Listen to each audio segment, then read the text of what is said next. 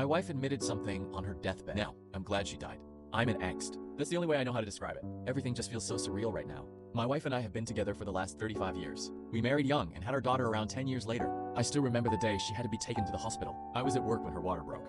But instead of calling and demanding I get there as soon as possible, she told me that it was best I wait and that she was doing completely fine. I told her she was crazy if she thought I wasn't going to be there for the birth of my child, but she started screaming at me to stay where I was. I just chalked it up to birth hormones. I finished out the day, and as soon as I clocked out, I was flying to the hospital. It was a venture that proved fruitless, as when I arrived, my wife was nowhere to be found.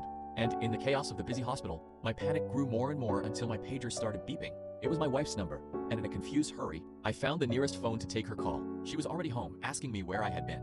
After a little back and forth about the sheer audacity of that statement, I got in my car and drove home as quickly as I could. When I got there, I found her curled up in her chair in the living room, cradling our baby and looking both exhausted and completely drained. Under normal circumstances, this should have been one of the happiest moments of my life.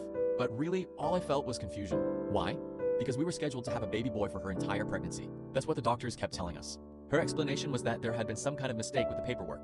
Pretty expensive mistake, I guess. Because we had spent hundreds on clothes and toys for a boy, I still allowed myself to feel happy.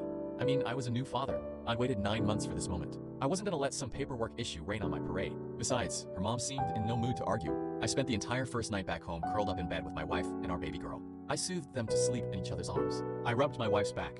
I held the baby when she cried. It was the start of our new life.